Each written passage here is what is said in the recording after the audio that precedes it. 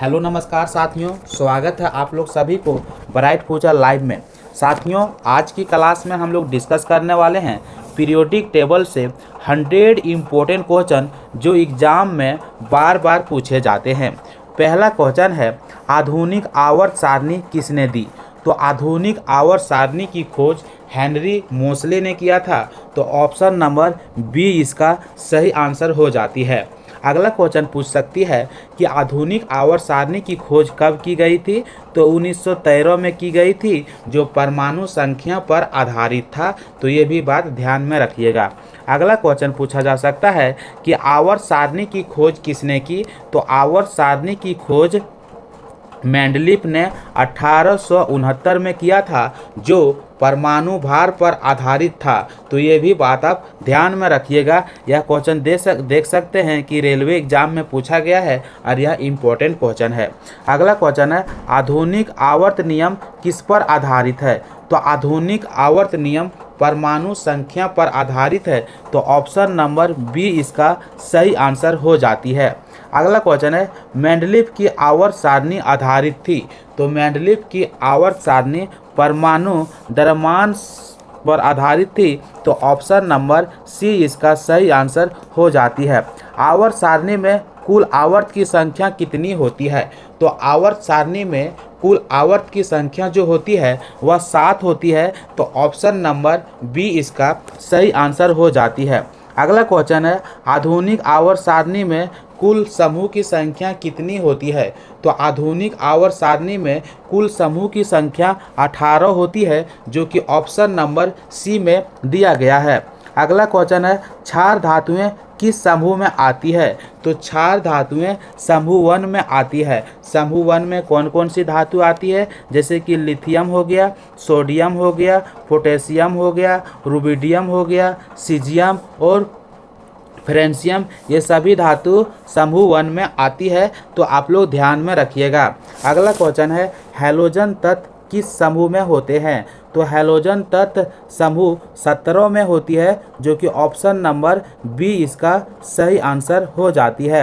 अगला क्वेश्चन है, जिसे हम लोग अकीरिय गैस बोलते हैं, तो यह 18वां समूह में आती है। तो ऑप्शन नंबर डी इसका सही आंसर हो जाती है। अगला क्वेश्चन है, आवर्त में बाएं से दाएं जाने पर परमाणु आकार होता है। तो आवर्त में बाएं से दाएं जाने पर परमाणु आकार घटता है। तो ऑप्शन नंबर बी इसका सही आंसर हो जाती है। अगला क्वेश्चन पूछ सकता है कि आवर्त में बाएं से दाएं जाने पर परमाणु संख्या क्या होती है? तो परमाणु संख्या बढ़ती है। तो ये भी बात आप ध्यान में रखिएगा। लेकिन क्वेश्चन यह भी पूछ सकता है कि आवर्त सारणी के आवर्त में दाएं से बाएं जाने पर परमाणु आकार क्या होता है? तो परमाणु आकार बढ़ता है। ये भी बात आप ध्यान में रखिएगा, क्योंकि यह क्वेश्चन बहुत इंपॉर्टेंट क्वेश्चन है। अगला क्वेश्चन है, आवर्त सारणी के समूह में ऊपर से नीचे जाने पर परमाणु आकार क्या होती है? तो ऊपर से नीचे जाने पर परमाणु आकार बढ़ता है। ये बात ध्यान रखिएगा। तो ऑप्शन नंबर बी इसका सही आंसर हो जाती है। लेकिन क्वेश्चन पूछ सकता है कि आवर्त सारणी के समूह में नीचे से ऊपर जाने पर परमाणु आकार क्या होती है? तो परमाणु आकार घटता है। ये भी बात आप ध्यान में रखिएगा। अगला क्वेश्चन है, सबसे अधिक धात्विक तत्व पाया जाता है। तो सबसे अधिक धात्विक तत्व जो है वह फ्रांसियम को माना जाता है, जो सबसे नीचे बाईं तरफ समूह 1 में उपस्थित होती है। तो इसका आंसर जो होगी सो ऑप्शन नंबर सी इसका सही आंसर हो जाती है। लेकिन यह भी क्वेश्चन पूछ सकता है कि प्राकृतिक रूप से पाए जाने वाला धात्विक तत्व कौन सी है? तो प्राकृतिक रूप से पाए जाने वाला धात्विक तत्व जो है वह सीजियम है। तो इस बात को आप लोग ध्यान में रखिएगा, बहुत इंपॉर्टेंट क्वेश्चन है। सबसे अधिक धात्विक तत्व कौन सी है? तो फ्रांसियम है, जो समूह 1 में उपस्थित होती है बाईं तरफ। तो ऑप्शन नंबर सी इसका सही आंसर हो जाती है। अब हम लोग बढ़ते हैं अगला क्वेश्चन की ओर। अगला क्वेश्चन है, सबसे अधिक अधात्विक तत्व पाए जाते हैं। तो सबसे अधिक आधात्विक तत्व जो होती है, तो हम लोग बात करेंगे कि सबसे अधिक आधात्विक तत्व कौन होते हैं, तो वो होते हैं फ्लोरीन। लेकिन फ्लोरीन तो ऑप्शन में दिया नहीं है, तो फ्लोरीन कहाँ पाया जाता है, तो आवर्त सारणी के ऊपरी दाएं तरफ 17वें समूह में पाई जाती है। तो ऑप्शन नंबर बी इसका सही आंसर हो जाती है। अगला क्वेश्चन है कौन सा तत्व अधातु है, तो हम लोग बात करेंगे अधातु और धातु के बारे में कि धातु और अधातु को कैसे पहचाना जाता है, पहचानने का थोड़ा नियम सीखेंगे। तो आप ध्यान से सुनिएगा कि यदि किसी तत्व का बाहरी कोश में इलेक्ट्रॉन की संख्या 1, 2, 3 होती है तब वह धातु कहलाती है। लेकिन यदि किसी तत्व का बाहरी कोश में इलेक्ट्रॉन की संख्या 4 या 4 से अधिक होती है तो वह अधातु कहलाती है। तो इस बात को ध्यान में रखिएगा। तो चलिए हम लोग पता करते हैं कि इसमें अधातु कौन है। तो हम लोग को इलेक्ट्रॉनिक विन्यास लिखना पड़ेगा, जो हम लोग इस फॉर्म में लिखते हैं। तो सोडियम का जो परमाणु संख्या होती है वह 11 होती है। तो इसको हम लोग कैसे सजा के लिखेंगे, 2, 8 और 1। तो बाहरी कोश में कितना इलेक्ट्रॉन आया, तो 1 इलेक्ट्रॉन आया, मतलब ये क्या है, तो ये धातु है। अब मैग्नीशियम का जो एटॉमिक नंबर होती है वह होती है 12। तो इसको हम लोग सजाएंगे इस रूप में। तो बाहरी कोश में कितना इलेक्ट्रॉन आया, 2 इलेक्ट्रॉन आया, तो ये भी क्या है, धातु है। अब क्लोरीन का जो एटॉमिक नंबर होता है वो होती है 17। अब हम लोग इसको समझेंगे तो कितना लिखेंगे, 2, 8, 7, यानी कि बाहरी कोश में कितना इलेक्ट्रॉन आया, 7, यानी कि 4 से अधिक आया, तो ये हो गया हमारा अधातु। तो ऑप्शन नंबर सी इसका सही आंसर हो जाती है। क्लोरीन जो अधातु है, उसके अलावे सब धातु है। तो इस तरह से आप एग्जाम में बना सकते हैं। लेकिन ध्यान रखिएगा कि अपवाद में एक है हाइड्रोजन जो कि अधातु है। तो ये भी बात आप ध्यान रखिएगा। हाइड्रोजन क्या है, हाइड्रोजन अधातु है जो अपवाद में आता है, हाइड्रोजन धातु नहीं है। अगला क्वेश्चन है आवर्त सारणी में हाइड्रोजन का स्थान होती है। तो आवर्त सारणी में हाइड्रोजन का स्थान फिक्स नहीं होती है, यानी कि यह निश्चित होती है। तो ऑप्शन नंबर डी इसका सही आंसर हो जाती है, क्योंकि इसका गुण क्षार धातु और हैलोजन से मिलता है, तो इसलिए इसका स्थान फिक्स नहीं होती है। यह भी क्वेश्चन इंपॉर्टेंट है, आप देख सकते हैं रेलवे एग्जाम में पूछा गया है। तो चलिए अगला क्वेश्चन हम लोग देखते हैं। आवर्त सारणी का सबसे हल्का तत्व कौन सी है। तो आवर्त सारणी का सबसे हल्का तत्व हाइड्रोजन है, जो कि ऑप्शन नंबर सी में देखने को मिल रहा है। अगला क्वेश्चन पूछ सकता है कि आवर्त सारणी का सबसे भारी तत्व कौन सी है। तो सबसे भारी तत्व ओगेनेशन है, ये भी बात आप ध्यान में रखिएगा। ओगेनेशन को हम लोग डिनोट करते हैं ओजी से, और इसका एटॉमिक नंबर जो होती है वह 118 होती है। अगला क्वेश्चन पूछ सकता है कि प्राकृतिक में पाए जाने वाला सबसे भारी तत्व कौन सी होती है। तो प्राकृतिक में पाए जाने वाला सबसे भारी तत्व यूरेनियम होती है, ये भी आप ध्यान में रखिएगा। यूरेनियम का एटॉमिक नंबर 92 होता है। इसका परमाणु भार जो होती है वह सबसे अधिक होती है, तो ये भी बात आप ध्यान में रखिएगा। किस तत्व की संयोजकता शून्य होती है। तो हम लोग जानते हैं कि जिन तत्व का बाहरी कोश पूरी तरह से भरा होती है उनकी संयोजकता शून्य होती है, जैसे कि ग्रुप नंबर 18 से जो संबंधित है हीलियम। तो ऑप्शन नंबर सी इसका सही आंसर हो जाती है। अब ग्रुप नंबर 18 यानी कि 18वां समूह में, जिसे अक्रिय गैस के नाम से जाना जाता है, उसमें कौन कौन सी तत्व आती है। तो हीलियम आती है, नियोन आती है, आर्गन आती है, क्रिप्टॉन आती है, जिनॉन आती है, रेडॉन आती है और ओगेनेशंस आती है। तो आप लोग इस बात को ध्यान में रखिएगा। अगला क्वेश्चन है आवर्त में तत्वों के गुण क्यों बदलते हैं। तो आवर्त में तत्वों के गुण इलेक्ट्रॉनिक विन्यास बदलाव के कारण बदलते हैं। तो ऑप्शन नंबर बी इसका सही आंसर हो जाती है। अगला क्वेश्चन है क्षारीय मृदा धातुएं किस समूह में होती है। तो क्षारीय मृदा धातुएं समूह 2 में होती है। तो ऑप्शन नंबर बी इसका सही आंसर हो जाती है। अगला क्वेश्चन है सबसे अधिक विद्युत ऋणात्मक तत्व कौन सी है। तो सबसे अधिक विद्युत ऋणात्मक तत्व फ्लोरीन है, जो कि ऑप्शन नंबर सी में देखने को मिल रहा है। जितना भी यहाँ पे क्वेश्चन देख रहे हैं सभी क्वेश्चन इंपॉर्टेंट है, एग्जाम में बार बार रिपीट होता है। जैसे कि आप देख सकते हैं कि आरआरबी का प्रीवियस ईयर क्वेश्चन पेपर है। अब हम लोग बात करते हैं अगला क्वेश्चन, आवर्त सारणी में तत्वों की संख्या कितनी होती है। तो आवर्त सारणी में तत्वों की संख्या 118 होती है, जो कि ऑप्शन नंबर सी में दिया गया है। अगला क्वेश्चन है, धातु और अधातु के बीच स्थित तत्व क्या कहलाते हैं।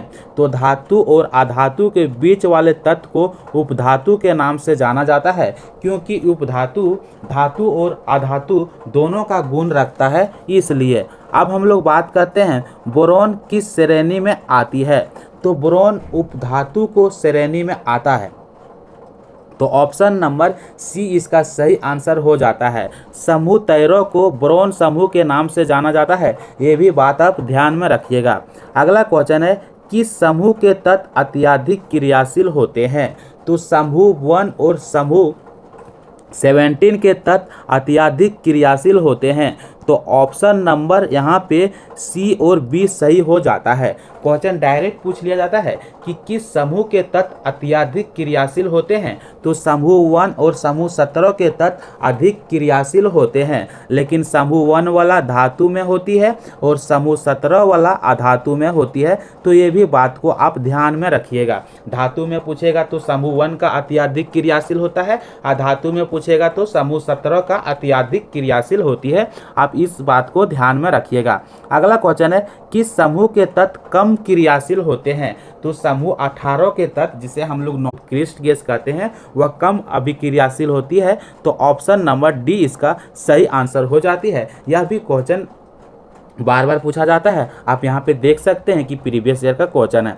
अगला क्वेश्चन है, आवर्त सारणी में सबसे बड़ा परमाणु आकार होता है। तो आवर्त सारणी में सबसे बड़ा परमाणु आकार जो होती है, आवर्त सारणी के सबसे नीचे बाएं ओर स्थित होती है, फ्रांसियम, उसी का होता है, तो ऑप्शन नंबर सी इसका सही आंसर हो जाती है। अगला क्वेश्चन हम डिस्कस करते हैं 26 नंबर का। 26 नंबर का क्वेश्चन है, आवर्त में संयोजकता होती है। तो आवर्त में बाएं से दाएं जाने पर पहले 1 से 4 तक बढ़ती है, फिर 4 से 0 तक घटती है। तो क्वेश्चन पूछ लिया जाता है कि आवर्त में संयोजकता होती है, तो पहले बढ़ती है फिर घटती है, तो ऑप्शन नंबर सी इसका सही आंसर हो जाती है। इंपॉर्टेंट क्वेश्चन है, पूछा गया है, ठीक है। तो डायरेक्ट यदि पूछेगा कि कितना तक बढ़ती है कितना तक घटती है, तो आवर्त में पहले 1 से 4 तक बढ़ती है, फिर 4 से 0 तक घटती है, तो ये बात आप ध्यान में रखिएगा। अगला क्वेश्चन है, किस तत्व की संयोजकता 4 होती है। तो जैसे कार्बन हो गया, सिलिकॉन हो गया और जर्मेनियम हो गया, इन तत्व की संयोजकता जो होती है वह 4 होती है, तो ऑप्शन नंबर सी इसका सही आंसर हो जाती है। अगला क्वेश्चन है, आधुनिक आवर्त सारणी में तत्वों को रखा गया है। तो आधुनिक आवर्त सारणी में तत्वों को बढ़ते परमाणु संख्या पर रखा गया है, तो ऑप्शन नंबर सी इसका सही आंसर हो जाती है। यह भी क्वेश्चन इंपॉर्टेंट है, ये सारे क्वेश्चन रिपीटेड क्वेश्चन है, आप देख सकते हैं प्रीवियस ईयर पेपर खोल के रेलवे का सारे क्वेश्चन आपको हूबहू मिलेगा। अगला क्वेश्चन है, किस समूह के तत्वों को हैलोजन कहते हैं। तो हम लोग पीछे भी डिस्कस किए हैं कि समूह 17 नंबर वाला तत्व को हैलोजन के नाम से जानते हैं, तो ऑप्शन नंबर बी इसका सही आंसर हो जाती है। अगला क्वेश्चन है 31 नंबर का, आवर्त सारणी में कुल तत्वों की संख्या कितनी होती है। तो आवर्त सारणी में कुल तत्वों की संख्या जो होती है वह 118 होती है, तो ऑप्शन नंबर डी इसका सही आंसर हो जाती है। अगला क्वेश्चन है, किस तत्व की परमाणु संख्या 11 है। तो ध्यान दीजिएगा कि सोडियम का परमाणु संख्या 11 होती है, मैग्नीशियम का परमाणु संख्या 12 होती है। तो आप एटॉमिक नंबर याद कर लीजिएगा, क्योंकि एटॉमिक नंबर से क्वेश्चन एग्जाम में पूछा जाता है। अगला क्वेश्चन है, समूह 1 के तत्व कहलाते हैं। तो समूह 1 के तत्व क्षार धातु कहलाता है, तो ऑप्शन नंबर बी इसका सही आंसर हो जाता है। और समूह 2 का तत्व क्षारीय मृदा धातु कहलाता है, तो वो भी बात आप ध्यान में रखिएगा। अगला क्वेश्चन है, समूह 2 के तत्व कहलाते हैं तो क्षारीय मृदा धातु कहलाते हैं, ऑप्शन नंबर सी इसका सही आंसर हो जाती है। अगला क्वेश्चन है, आवर्त में बाएं से दाएं जाने पर धात्विक गुण क्या होती है। तो आवर्त सारणी के आवर्त में बाएं से दाएं जाने पर धात्विक गुण घटता है, तो ध्यान रखिएगा, यानी कि बाएं से दाएं जाने पर आवर्त में धात्विक गुण घटता है। लेकिन अधात्विक गुण क्या होती है, तो अधात्विक गुण बढ़ता है, ये भी बात आप ध्यान में रखिएगा। अगला क्वेश्चन है 36 नंबर क्वेश्चन का कि आवर्त सारणी के समूह में ऊपर से नीचे जाने पर धात्विक गुण क्या होती है, तो धात्विक गुण बढ़ता है, तो ऑप्शन नंबर बी इसका सही आंसर हो जाती है। लेकिन आवर्त सारणी के समूह में नीचे से ऊपर जाने पर धात्विक गुण क्या होती है, तो धात्विक गुण घटता है, ये भी बात आप लोग ध्यान में रखिएगा। अगला क्वेश्चन है सबसे अधिक क्रियाशील धातु होती है, तो सबसे अधिक क्रियाशील धातु फ्रांसियम होती है, लेकिन सैद्धांतिक रूप से लेकिन व्यवहारिक रूप से पूछेगा तो सबसे अधिक क्रियाशील धातु सीजियम होती है, वो भी बात आप ध्यान में रखिएगा। तो सबसे अधिक क्रियाशील धातु फ्रांसियम जो सैद्धांतिक रूप से होती है वह किधर स्थित होती है आवर्त सारणी में, तो समूह 1 में बाईं तरफ उपस्थित होती है नीचे की ओर, तो ऑप्शन नंबर सी इसका सही आंसर हो जाती है। अगला क्वेश्चन है सबसे अधिक क्रियाशील अधातु कौन सी है, तो सबसे अधिक क्रियाशील अधातु जो है वह फ्लोरीन है, जो आवर्त सारणी के दाएं ओर हैलोजन समूह में ऊपर स्थित होती है, तो ऑप्शन नंबर ये इसका सही आंसर हो जाती है। अगला क्वेश्चन है 39 का समूह 17 के तत्व कहलाते हैं, तो हम लोग जानते हैं कि समूह 17 के तत्व को हैलोजन के नाम से जाना जाता है, तो ऑप्शन नंबर सी इसका सही आंसर हो जाती है। अगला क्वेश्चन है समूह 18 के तत्व क्या कहलाते हैं, कि अक्रिय गैस कहलाते हैं, तो ऑप्शन नंबर सी इसका सही आंसर हो जाती है। आवर्त सारणी में उपधातु पाए जाते हैं, तो आवर्त सारणी में धातु और अधातु के बीच उपधातु उपस्थित होती है, तो ऑप्शन नंबर सी इसका सही आंसर हो जाती है। यह भी क्वेश्चन इंपॉर्टेंट है, आप देख सकते हैं आरआरबी प्रीवियस ईयर का क्वेश्चन पेपर है। अगला क्वेश्चन है फ्लोरीन किस प्रकार की तत्व है, तो हम लोग डिस्कस करते हैं सबसे पहले कि फ्लोरीन जो है वह किस प्रकार की तत्व है, तो फ्लोरीन अधातु है, जैसे कि हम लोग धातु और अधातु पहचानने का नियम सीखे थे, तो ऑप्शन नंबर बी इसका सही आंसर हो जाती है। अगला क्वेश्चन है किस तत्व की संयोजकता अधिकतम 7 होती है, तो क्लोरीन की संयोजकता अधिकतम 7 होती है, तो ऑप्शन नंबर डी इसका सही आंसर हो जाती है। अगला क्वेश्चन है और इसका संयोजकता 1 भी होती है, तो ये भी बात आप ध्यान में रखिएगा। अगला क्वेश्चन है 44 नंबर का क्वेश्चन है किस तत्व की संयोजकता 1 होती है, तो हम लोग जानते हैं सोडियम हो गया, हाइड्रोजन हो गया, क्लोरीन हो गया, लिथियम हो गया, पोटेशियम हो गया, फ्लोरीन हो गया, ब्रोमीन हो गया, इन सभी तत्व की संयोजकता जो होती है वह 1 होती है, तो ऑप्शन नंबर ए इसका सही आंसर हो जाती है। अगला क्वेश्चन है 9 की संयोजकता होती है, तो 9वीं संयोजकता जो होती है वह 0 होती है, तो ऑप्शन नंबर डी इसका सही आंसर हो जाती है, क्योंकि इसका बाहरी कोश जो होती है पूरी तरह से पूर्ण होती है यानी भरा रहती है। अगला क्वेश्चन है आवर्त सारणी में सबसे अधिक विद्युत ऋणात्मक तत्व कौन सी है, तो आवर्त सारणी में सबसे अधिक विद्युत ऋणात्मक तत्व फ्लोरीन है, जो कि ऑप्शन नंबर डी में देखने को मिल रहा है। अगला क्वेश्चन है आवर्त में बाएं से दाएं जाने पर विद्युत ऋणात्मक क्या होती है, तो आवर्त सारणी में बाएं से दाएं जाने पर विद्युत ऋणात्मक बढ़ती है, तो ऑप्शन नंबर बी इसका सही आंसर हो जाती है, क्योंकि नाभिकीय आवेश जो होती है वह बढ़ता है और परमाणु आकार घटता है, तो ये बात को आप ध्यान में रखिएगा। अगला क्वेश्चन है समूह में ऊपर से नीचे जाने पर विद्युत ऋणात्मक क्या होती है, तो आवर्त सारणी के समूह में ऊपर से नीचे जाने पर विद्युत ऋणात्मक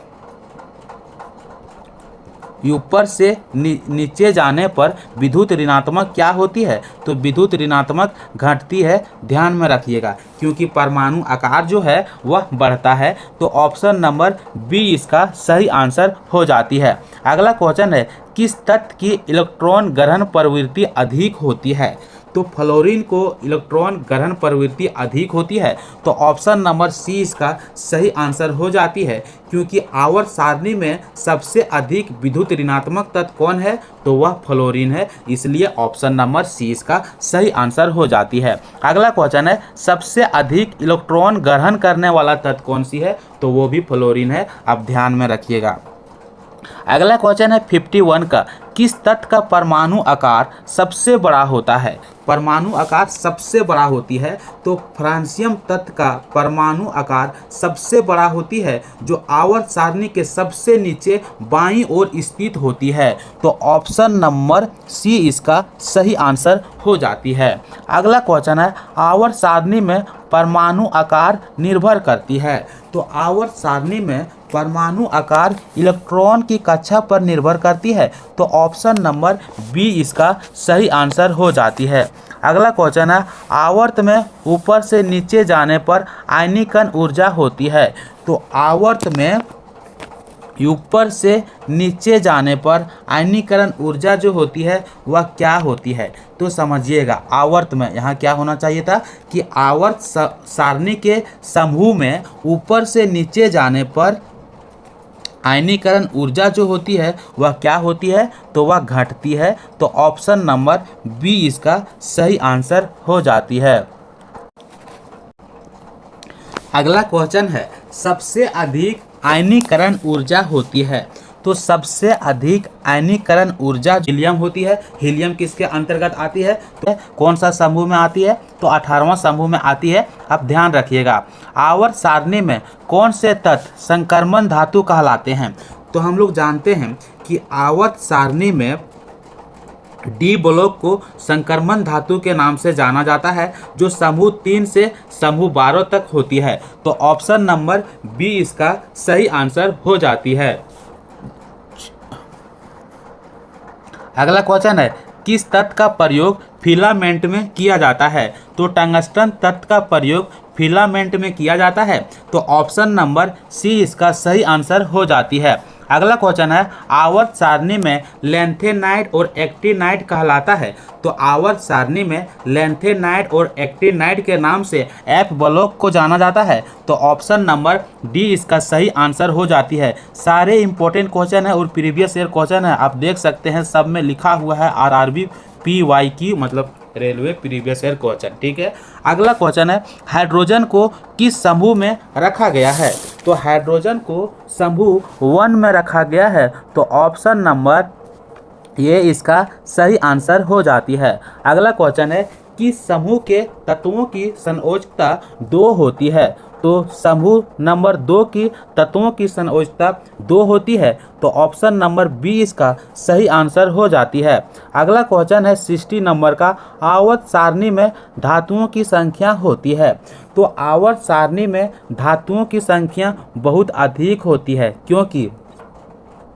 क्योंकि आवर्त सारणी में कुल तत्व की संख्या जो है वह 118 है, जिनमें धातु की संख्या जो है वह 93 है और अधातु की संख्या पूछेगा तो 7 है। क्वेश्चन अधातु नहीं, अधातु की संख्या पूछेगा तो लगभग 22 होगा और उपधातु की संख्या पूछेगा तो 7 होगा। तो इसलिए क्वेश्चन पूछा जा रहा है कि आवर्त सारणी में धातु की संख्या जो होती है वह क्या होती है, अधिक होती है, बराबर होती है, कम होती है। तो अधातु और उपधातु से अधिक होती है। तो ऑप्शन नंबर बी इसका सही आंसर हो जाती है, क्योंकि आवर्त सारणी में कुल तत्व की संख्या जो होती है वह 118 होती है। धातु की संख्या यदि बात करेंगे तो 93 होती है और उपधातु की संख्या के बात करेंगे तो 7 होती है। बाकी बचा हुआ सब अधातु होती है, जिसे हम लोग लगभग 22 मानते हैं। तो आप ध्यान में रखिएगा। अगला क्वेश्चन है, किस समूह के तत्व सबसे कम क्रियाशील होती है। तो 18वां नंबर समूह के तत्व सबसे कम क्रियाशील होती है। क्वेश्चन है, समूह 1 के तत्व की संयोजकता होती है। तो समूह 1 की तत्वों की संयोजकता जो होती है वह कितनी होती है, तो वह 1 होती है। तो ऑप्शन नंबर बी इसका सही आंसर हो जाती है। अगला क्वेश्चन है, किस तत्व की संयोजकता परिवर्तनीय होती है, यानी कि बदलती है। तो हम लोग जानते हैं, पिछले क्लास में एक बार डिस्कस किए थे कि लोहा हो गया, कॉपर हो गया, और टीन का संयोजकता जो होती है वह परिवर्तन होते रहती है, बदलते रहती है। तो टीन को हम लोग Sn से डिनोट करते हैं, Sn से डिनोट करते हैं, और कॉपर के Cu से। तो ऑप्शन में क्या है? लोहा। तो ऑप्शन सी इसका सही आंसर हो जाती है। अगला क्वेश्चन है, आवर्त सारणी में धातु पाए जाते हैं। तो आवर्त सारणी में धातु बाईं की ओर पाया जाता है, बाईं की ओर। और अधातु पूछेगा तो अधातु दाईं की ओर पाया जाता है। और धातु और अधातु को अलग करने वाले को हम लोग क्या बोलते हैं? तो उपधातु बोलते हैं। उपधातु दोनों को बीच में पाई जाती है।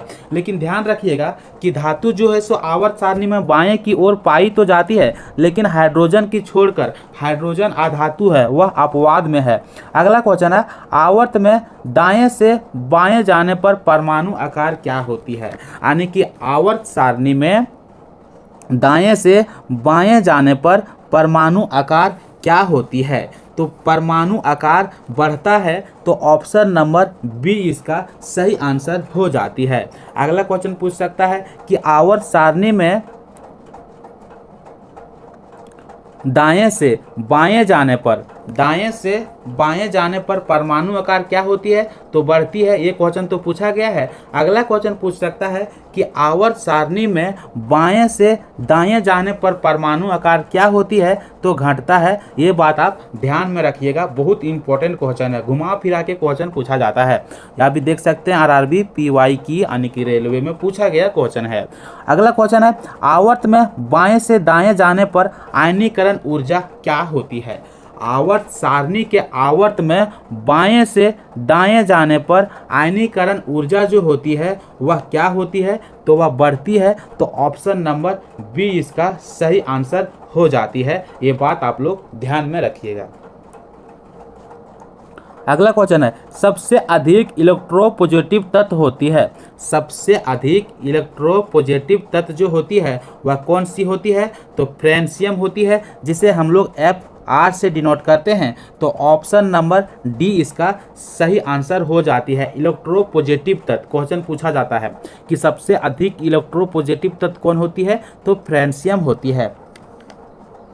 अगला क्वेश्चन है 68 का, सबसे अधिक इलेक्ट्रोनेगेटिव तत्व कौन होती है? तो सबसे अधिक इलेक्ट्रोनेगेटिव तत्व फ्लोरीन होता है, जो कि ऑप्शन नंबर सी में दिया गया है। फ्लोरीन को हम लोग F से डिनोट करते हैं। अगला क्वेश्चन है, आवर्त सारणी में उपधातु की संख्या कितनी होती है? तो आवर्त सारणी में उपधातु की संख्या जो हम लोग बात किए थे वह 7 होती है। धातु और अधातु से बहुत कम होती है। तो ऑप्शन नंबर बी इसका सही आंसर हो जाती है। अगला क्वेश्चन है, सबसे अधिक आयनीकरण ऊर्जा किसकी होती है? तो सबसे अधिक आयनीकरण ऊर्जा हीलियम गैस की होती है। तो हीलियम ऑप्शन में नहीं है, तो ऑप्शन नंबर डी इसका सही आंसर हो जाती है, क्योंकि हीलियम जो है अक्रिय गैस के अंतर्गत आती है। अगला क्वेश्चन है, आवर्त में ऊपर से नीचे जाने पर इलेक्ट्रॉन ग्रहण प्रवृत्ति कैसी होती है? तो आवर्त सारणी में किसी भी समूह में ऊपर से नीचे जाने पर इलेक्ट्रॉन ग्रहण प्रवृत्ति जो होती है वह क्या होती है? घटती है कि बढ़ती है? तो घटती है। ऑप्शन नंबर 20 का सही आंसर हो जाती है, ऊपर से नीचे जाने पर। तो अगला क्वेश्चन है, हैलोजन तत्व की संयोजकता कितनी होती है? तो 1 होती है। लेकिन यदि पूछेगा कि हैलोजन तत्व के संयोजकता इलेक्ट्रॉन कितनी होती है, तब वह 7 होती है। इस बात को आप ध्यान में रखिएगा। अगला क्वेश्चन है, अक्रिय गैस कहते हैं तो उसका बाहरी आवरण जो होती है वह पूरी तरह से भरा होती है। तो ऑप्शन नंबर सी इसका सही आंसर हो जाती है। आवर्त सारणी में सबसे छोटा परमाणु आकार किसकी होती है? तो हीलियम की होती है। हीलियम ऑप्शन में नहीं दिया गया है, तो हीलियम आवर्त सारणी के ऊपरी दाएं कोने में स्थित होती है। तो ऑप्शन नंबर सी इसका सही आंसर हो जाती है। अगला क्वेश्चन है, किस तत्व का परमाणु आकार सबसे बड़ा होती है? तो किस तत्व का परमाणु आकार सबसे बड़ा होती है? तो फ्रेंशियम की होती है, जो कि ऑप्शन नंबर ए में देखने को मिल रहा है। अगला क्वेश्चन है, किस तत्व की आयनीकरण ऊर्जा सबसे कम होती है? तो आयनीकरण ऊर्जा सबसे कम सीजियम और फ्रेंशियम की होती है।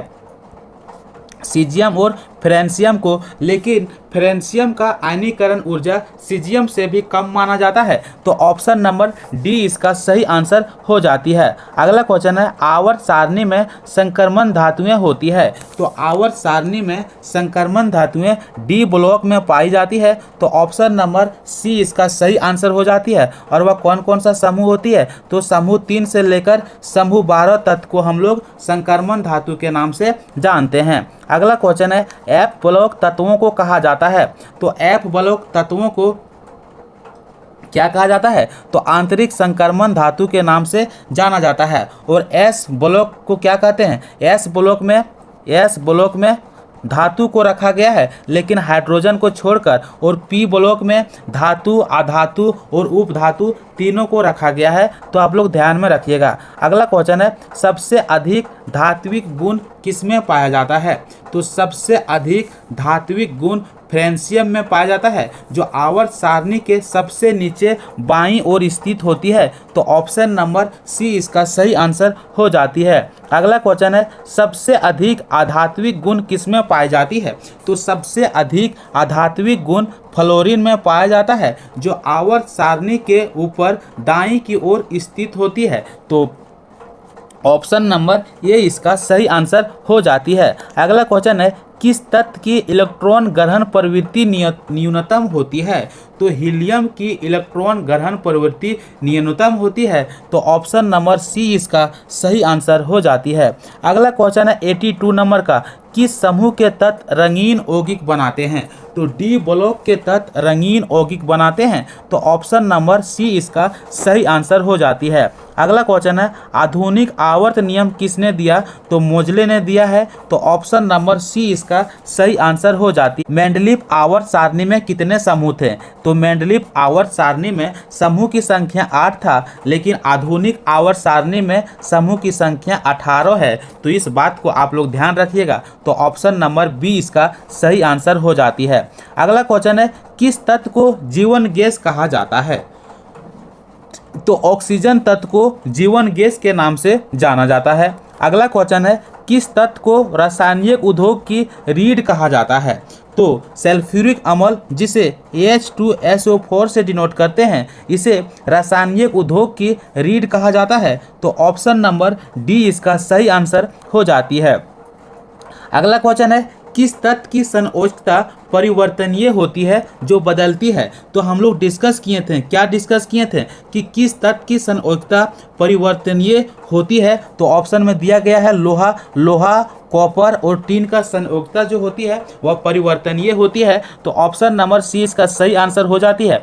आवर्त सारणी में सबसे भारी तत्व कौन सी है? तो आवर्त सारणी में सबसे भारी तत्व पूछेगा तो ऑर्गेनेशन है। इस बात को आप लोग ध्यान में रखिएगा।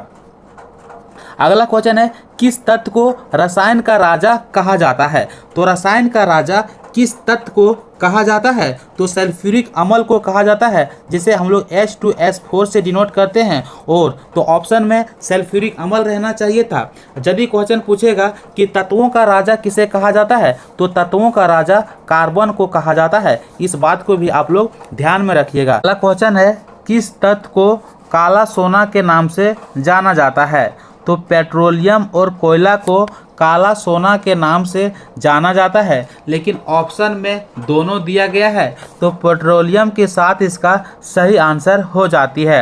अगला क्वेश्चन है, किस समूह के तत्व को सिक्का धातु कहा जाता है?